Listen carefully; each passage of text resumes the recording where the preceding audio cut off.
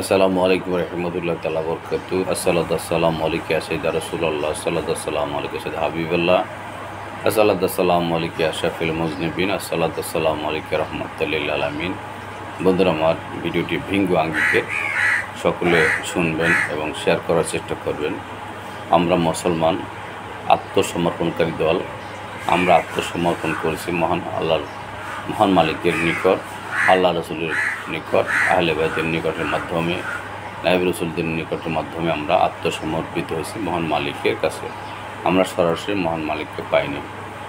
আমরা জানি মৃত্যু হওয়ার পর আমরা মুসলমান যারা রয়েছে তাদেরকে জানাজার পরে দাফন করা হয়, বা অন্যান্য ধর্মের যে রেওয়াজ রীতি রয়েছে সেই রেওয়াজ রীতির মাধ্যমে সেটা সম্পন্ন করে থাকে। সেই দিকে নাইবা গেলাম। তবে মানুষ হিসাবে সকলকে আমরা রেসপেক্ট সম্মান করব। আল্লাহ রসুলের সামনে যখন একজন ইহুদি পাদ্রী বা অন্য ধর্মের লোক ইন্তিকাল করলেন, তিনি যখন জানতে পারলেন যে একজন মানুষ ইন্তিকাল করেছেন, দুনিয়া ছাড়ছেন, আল্লাহ রসুল তখন দাঁড়িয়ে গেলেন। সাহাবীরা জিজ্ঞাসা করলেন, ইয়া রাসূলুল্লাহ, তিনি তো ইহুদি বা তিনি তো অন্য ধর্মের মানুষ। আল্লাহ রসুল উত্তর দিলেন, সে তো একজন মানুষ। তা মানুষ হিসাবে আমরা মানুষকে ভালোবাসবো, তার প্রতি রেসপেক্ট সম্মান থাকবে। এটা আল্লাহর জন্য, একটি মানুষ আল্লাহ পাকের নিয়ামত। তাই বন্ধুরা আমার, জীবদ্দশায় সব কিছু আমরা মোকাবেলা করব। জানার শেষ নেই, বোঝার শেষ নেই। জানতে হলে সুদূর চীন পর্যন্ত সমগ্র বিশ্বে সফর করতে বলা হয়েছে, জিয়ারত করতে বলা হয়েছে, সফর করতে বলা হয়েছে, যে আপনি জ্ঞান আহরণ করবেন কোথায় কি মহান রাব্বুল আলামিন রেখেছেন। তাই বন্ধুরা, আমি পরিধি বাড়াতে চাই না, টাচ দিতে চাই। আপনারা ইতিমধ্যে ইউটিউব সহ নানা ইলেকট্রনিক্স মিডিয়ার মাধ্যমে দেখতে পেয়েছেন যে নুরুল ইসলাম, নুরুল পাগলা নামে একজন পাগল মানে আল্লাহ রসুলের পাগল, আশেক, প্রেমিক। পাগল সবাই হতে পারে না, পাগল টাইটেল সবাই নিতে পারে না। এটা আল্লাহ পাকের পক্ষ থেকে একটা নির্ধারিত হয়ে থাকে। তাই বন্ধুরা, তিনি ইন্তিকাল করেছেন। ইন্তিকালের পূর্বে আমাদের যারা রয়েছে তৌহিদি জনতা বা অন্যান্য যারা রয়েছেন মানুষ, তারা কেন জীবদ্দশায় তার সাথে শরীয়ত তরিকত হাকিকত মারেফাতের বিভিন্ন দিক নিয়ে তার সাথে আলোচনায় গেলেন না কেন? তার সাথে যদি আপনারা আলোচনায় বসতে পারতেন, তাহলে তার থেকে অনেক কিছু জানতে পারতেন বা বুঝতে পারতেন, বা যে জ্ঞানটি আপনার মধ্যে নেই সেই জ্ঞানটি ওই পাগলের ভিতরে ছিল। অতএব আপনারা জীবদ্দশায় সাহস করে তার কাছে কোনো দিক নিয়ে আলোচনা করতে যান না। শরীয়তের তরিকতের হাকিকত মারফতের কোরআন সুন্নাহর আলোকে, কোরআন হাদিসের আলোকে আপনারা কয়েকজন যে তার সাথে আলোচনা করতে পারতেন, কিন্তু তার কাছে যান নাই। পরবর্তী কী দেখা হলো, তার ওসিয়তের মাধ্যমে তার খাদেম বা বক্তা সেকেন্দ্রে বলেছেন যে আমার কবরটি 12 ফুট উপরের দিকে বা এই কালার হতে পারে। তার ব্যক্তিগত বা মতবাদ বা তার ওসিয়াত মোতাবেক তার ভক্ত আশেকান বা ছেলে সন্তান আলাদা করেছেন। এটা তারা যেটা ওসিয়াত করে গেছেন সেই ওসিয়াত মোতাবেক তিনারা এই কাজটি সম্পাদন করেছেন।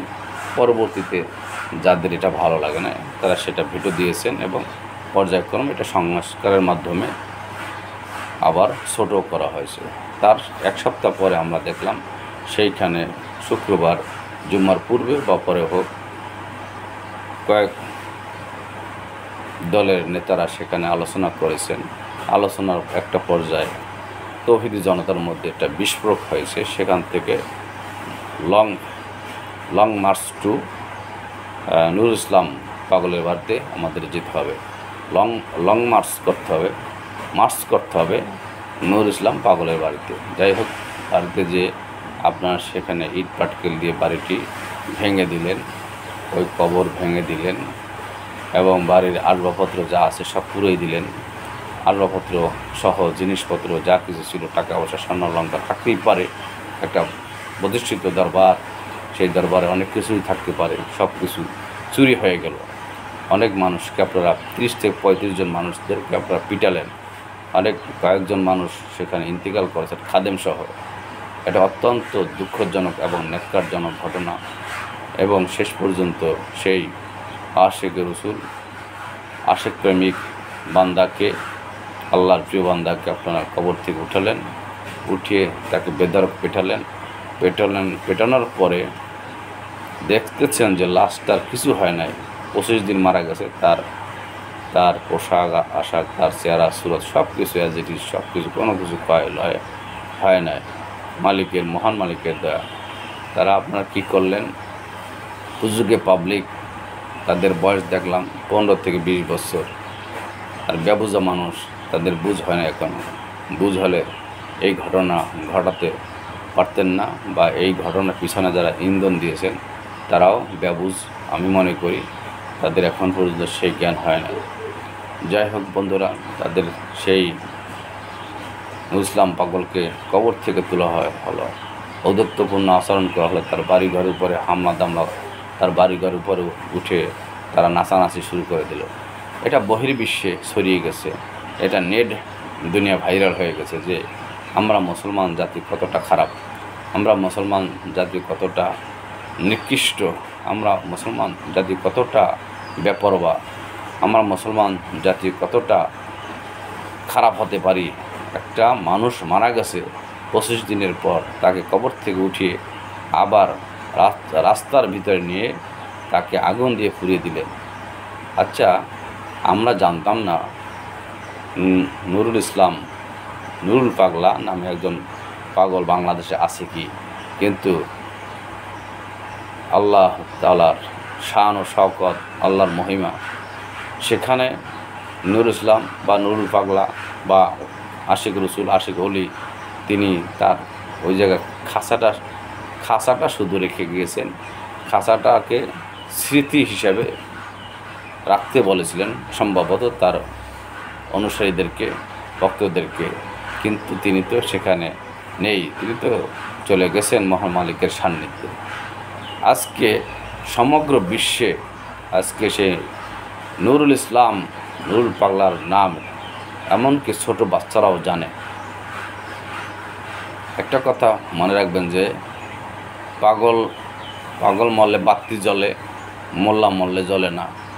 আজকে নুরুল ইসলাম পাগলার শান, মান, শওকত আরও এক মাকাম থেকে আর এক মাকামে বেড়ে গেল। কারণ এতদিন আমরাও জানতাম না বাংলাদেশে নুরুল ইসলাম, নূর নামে একজন পাগল রয়েছে, আশিক রসুল রয়েছে। তার সামনে জীবদ্দশায় কেন এত বছর, 80 দশকে যদি তিনি ইমাম মেহেদি দাবি করে থাকেন, তাহলে এরপরে তিনি কোথায় ছিলেন? তারপরে কীভাবে সে দরবার চালালেন এত বছর দাম্ভিকতার সহিত এবং সদল বলে এবং সজ্ঞানে, স্বমহিমায় তিনি কীভাবে দরবার পরিচালনা করলেন? আপনার এলাকার মুসল্লিরা যারা ছিলেন, জনসাধারণ যারা ছিলেন, তারা 2-5 জন ওনার কাছে গমন করতেন, ওনাকে প্রশ্ন করতেন, হুজুর কেমনে আমাদেরকে বুঝিয়ে দেন। অবশ্যই তার কাছে এলেমের ঝুড়ি ছিল, জ্ঞানের ঝান্ডা ছিল, জ্ঞানের বহর ছিল, আপনাদেরকে বোঝাতে সক্ষম হতেন। কিন্তু আপনারা ওই জ্ঞানের ভয়ে, তিনি যে প্যাঁচ মারবেন, তিনি যে জ্ঞানের প্যাঁচ তার ভিতর রয়েছে, এলমে লাদুন্নির যে জ্ঞান তার ভিতর রয়েছে, সেই এলমে লাদুন্নির জ্ঞান আপনাদের মাঝে ছিল না। বিদায় সেই ভয়ে আপনারা মৃত্যু অবধি অপেক্ষা করেছেন, তার পূর্বে তার সামনে কেউ যান নাই। পরিষ্কার আমরা দেখেছি আহলে সুন্নাত ওয়াল জামাত এবং অলিয়া প্রেমিক, আল্লাহ রসুলের প্রেমিক যারা রয়েছে, তাদের কাছে সাধারণ আলেম ওলামা, মুফতি মুহাদ্দিস, যত বড় মুফতি মুহাদ্দিস থাকুন না কেন, তাদের মারফাসের কাছে, কোরআন হাদিসের মারফাসের কাছে আপনার 30,000 কালাম আপনার ধারণ করেছে, তারা 90,000 কালাম তাদের সিনার মধ্যে রয়েছে। এই মারফাসের কারণে আপনারা সম্মুখে যান না, পিছনে আপনারা সব কিছু উড়াই ফেলান, সব কিছু আপনারা ধর মার খা ধর্মার কাঠ খা, জ্বালাও পোড়াও, তাদেরকে কি অন্ধকারে পেলে আপনারা আঘাত করেন, হত্যা করেন। এটা কোন ইসলামে শোভা পায়? কোনো ধর্মে শোভা পায় না। কোনো সনাতন ধর্ম বলেন, বৌদ্ধিস্ট ধর্ম বলেন, খ্রিস্টান ধর্ম বলেন, মুসলমান ধর্ম বলেন, কোনো ধর্মেই হানাহানি, কাটাকাটি, মারামারি, রক্তপাত নেই। হিংসাত্মক যে বিষয় রয়েছে সেই বিষয় নেই। এমন কি রয়েছে বুখারী মুসলিম শরীফের মধ্যে যাবে, এ বান্দা, তোমার দিল, দৃষ্টি, অন্তরাত্মা, জবান, হাত পা দ্বারা অন্য একটি মানুষ যেন নিরাপদ থাকে, নিরাপদ রাখতে হবে, তাহলে তুমি মুমিন, মুসলমান। অতএব আমরা কি দেখতে পাই? আপনারা কিছুদিন পর পর বলৎকার করেন, কিছুদিন পর পর আলেম ওলামাদের, তরিকতপন্থী, আশেক প্রেমিক বন্ধুদের প্রতি আপনারা আক্রমণ করেন পিছন থেকে।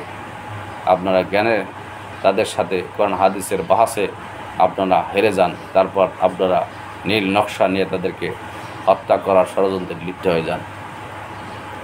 অতএব আমি বন্ধুদেরকে বলবো, আপনারা আমাদের বন্ধু, আপনারা শত্রু নয়। আপনারা খুব সুন্দরভাবে, ডিসিপ্লিনভাবে পদক্ষেপ নেবেন, কী করা যায়, কী করণীয়। আলোচনার মাধ্যমে আমরা সকল কিছু সমাধান করতে পারি। আমরা হানাহানি, কাটাকাটি, মারামারি করব না। বহির্বিশ্বে যারা নামাজ কালাম পড়ে না এবং যারা দোকানপাটে বসে হাসি ঠাট্টা করে যে হুজুররা একত্রে বসতে পারে না, তাদের মধ্যেই মতভেদ রয়েছে। কেউ সুন্নি, কেউ ওয়াহাবি, কেউ তবলিগি, কেউ মওদুদি, কেউ তরিকা, নানান ফ্যাক্টরের মধ্যে আমরা রয়েছি। আসলে তো তাই আমরা ফ্যাক্টরের মধ্যে রয়েছি, কিন্তু আমরা একটা টেবিলে বসতে পারি না। এবং আমরা আমাদের মধ্যে যে হিংসা রয়েছে, পশুত্বের যে ভাব রয়েছে, সেই হিংসা এবং পশুত্বের ভাব আমরা এখন পর্যন্ত বের করতে পারি নাই বা বের করে দিতে পারি নাই। এজন্য বন্ধুরা আমার, আপনারা আমার চেয়ে অনেক ভালো জানেন, বুঝেন। আপনাদের প্রতি আমার স্যালুট, সম্মান। আপনারা জ্ঞানীগুণী মানুষ। আলেম শব্দের অর্থ জ্ঞান, জ্ঞানীওয়ালা। তার জ্ঞান থাকবে, বিচক্ষণতা থাকবে, তিনি নম্র ভদ্র থাকবেন, সহনশীলতা থাকবেন, ক্ষমাকারী থাকবেন, তিনি উদার মন মানসিকতার থাকবেন, দিল, দৃষ্টি, অন্তরাত্মা, মন, মাইন্ড থাকবেন, ও অনেক ঊর্ধ্বের। কিন্তু আমরা কি দেখতে পাই? আর আমরা আরও উস্কানি দিয়ে দিই, ধর মার খা, ওইবারই অ্যাটাক করতে হবে, ওইবারই মব সৃষ্টি করতে হবে। এটা আমরা 1971 সালের পর আমরা এরকম দেখি নাই। মব সৃষ্টিকারী একটা বাড়ির উপর যে হামলা দামলা, জ্বালাও পোড়াও, এটা যদি আমরা এখন করি, ভবিষ্যতে আমাদের বাড়িঘরও তারা এই একই সন্ত্রাস চালাবে, একই ভয়াবহতা চালাবে। তাই সবাই সহনশীলতা হই, সবার দিক দিয়ে ক্ষমা চেয়ে নেই যে ভাই আমার ক্ষমা হয়েছে, ভাই আমাকে ক্ষমা করে দিন, আপনার দলের প্রতি আমি অত্যাচার করেছি, আপনি আমাকে ক্ষমা করে দিন। সবাই যদি ক্ষমার যে মাধ্যমটা রয়েছে আল্লাহ রসুলকে সামনে রেখে আমরা যদি ক্ষমা চাই এবং প্রতিজ্ঞা হই যে আমরা ভবিষ্যতে রাজনীতি করব, কিন্তু হানাহানি, কাটাকাটি করব না। নির্বাচন আসবে, নির্বাচন যাবে, আমাদের কোনো ভাই রক্তাক্ত হবে না, আমাদের কোনো ভাই বোন সেখানে মারা যাবে না, ইন্তেকাল হবে না। কার জন্য আপনি মরবেন, কার জন্য আপনি মারা যাবেন? এটা নিছক একটা ছেলে খেলার মতোই রাজনৈতিক পলিটিক্স। সবাই নেতারা ঠিক আছে, কিন্তু আমি মারা যাচ্ছি ফিল্ড পর্যায়ে যারা রয়েছি। অতএব আমরা এর থেকে বেরিয়ে আসবো। বন্ধুদের যারা নেতা রয়েছেন তাদের পায়ে হাত দিয়ে আমি বলতে চাই যে সারা বাংলাদেশের যারা জ্ঞানীগুণী আলেম ওলামা, রাজনীতিবিদ রয়েছেন, আপনারা আপনাদের সকল নেতাকর্মী, ভক্ত আশিকান থেকে বলবেন যে হানাহানি, কাটাকাটি, রক্তপাত করা যাবে না। যেমন হাটহাজারীতে সুন্নি এবং হাটহাজারী মাদ্রাসার ছাত্রদের সাথে মারামারি, কাটাকাটি হয়েছে, সেখানে রক্তপাত হয়েছে, সেখানে অনেক লোকজন মারা গেছে। এই সমস্ত মারামারি করা যাবে না। এটা বহির্বিশ্বে সাথে মোবাইলের মাধ্যমে ছড়িয়ে যাচ্ছে। দেখো বাংলাদেশের মুসলমান, জঙ্গি মুসলমান, এরা জঙ্গি, এরা মুসলমান না, এরা জঙ্গি। এরা মানুষের মাথায় বাড়ি দেয়, মানুষের ধন সম্পদ লুট করে, হানাহানি কাটাকাটি করে, একটি টেবিলে বসতে চায় না, একটি টেবিলে বসতে পারে না, একটা কোনো সুরাহে আসতে পারে না, একটি এক মত বা ঐক্যমতে আসতে পারে না।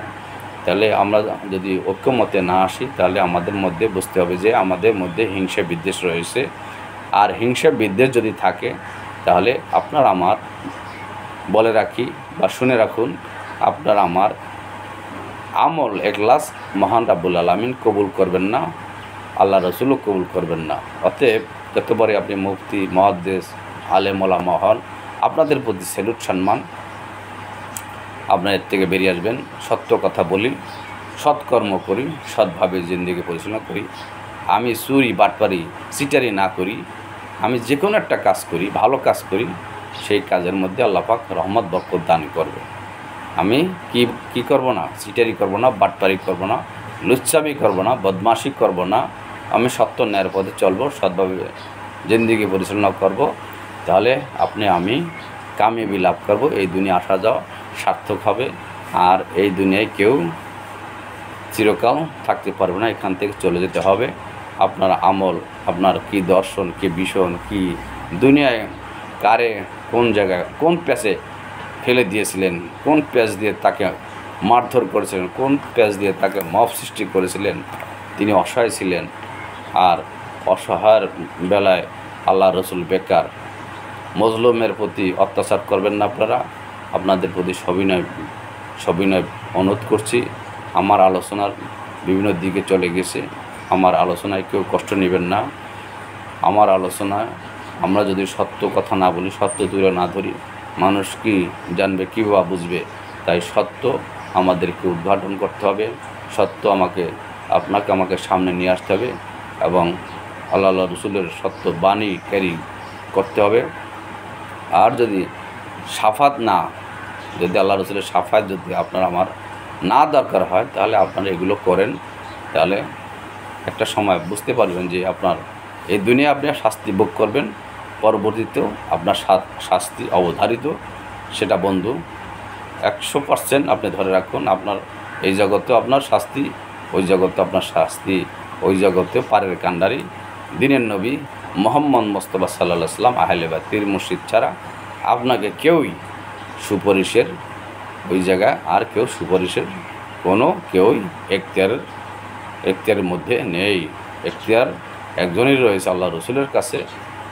যতবার মুফতি মাওলানা হন, আমি হই, আব্বা বা আপনি হন, অন্যান্য যারা হন, আমার রসুলের কদম পর্যন্ত আমাদেরকে পৌঁছতে হবে। রসুল যদি সাফায়াত করে, তাহলে হয়তো মহান মালিক কবুল করবে। সকল ভালো থাকুন, সুস্থ থাকুন। ভিডিওটি শেয়ার করে দিবেন, অন্যান্যদের মধ্যেও যেন ছড়িয়ে যায়। সকলের জন্য দোয়া করি, আমার জন্য দোয়া করবেন। আসসালামু আলাইকুম রহমতুল্লাহি ওয়া বারাকাতুহু।